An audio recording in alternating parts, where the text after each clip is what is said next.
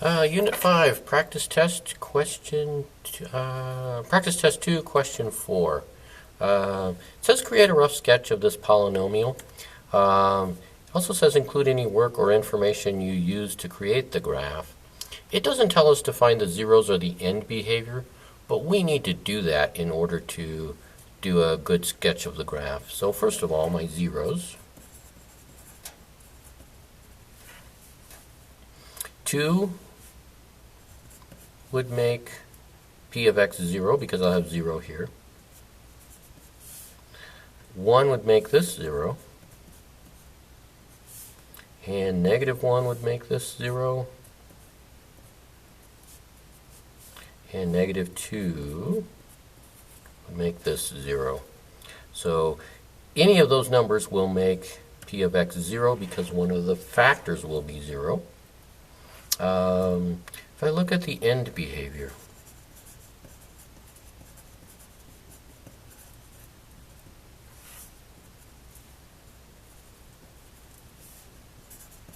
as x approaches infinity, all of these will be positive, but then I multiply by a negative, so p of x will approach negative infinity.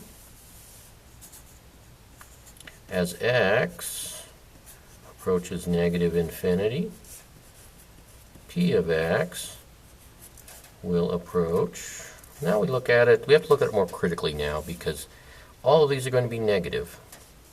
So I'll have 3 negatives here, I'll have a 4th negative here, a 5th and a 6th negative here, and a 7th negative here.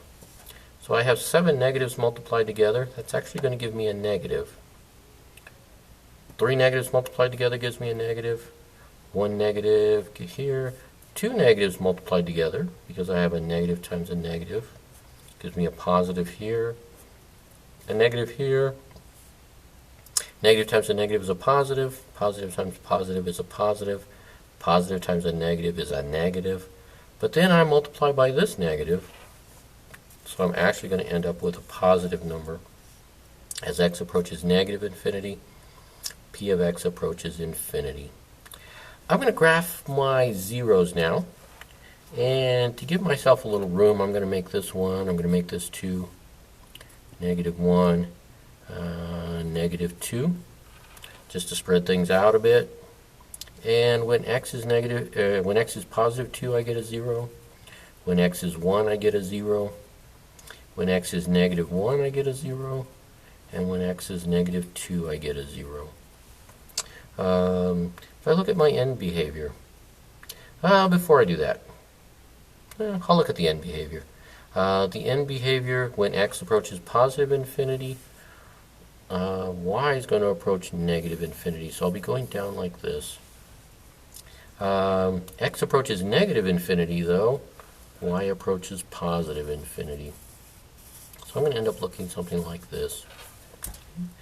Now I'm going to look at what happens at my zeros. When x is negative 2, I'm raising that to the 3rd power. So I'm actually going to go horizontal as I go through this and then curve up. So I'm going to be horizontal and then curve up to my end behavior. But I do cross the axis because it's a odd number. I have to cross the axis, so I cross the axis flat and then I come down like this. When I'm at negative 1, I just cross the axis because I have an exponent of 1. I don't do anything interesting, I just cross the axis. If I'm at positive 1 though, positive 1 it's squared. So I'm going to come up here, I'm going to come back down to my positive 1, but I'm not going to cross, I'm just going to touch and come back up. Which is good because when I'm at 2, I have an exponent of 1, so I just cross. I have to cross and then come up and come to a maximum, come back down. Okay? It's a rough sketch. I don't do it exactly. I just show what's happening based on what I see.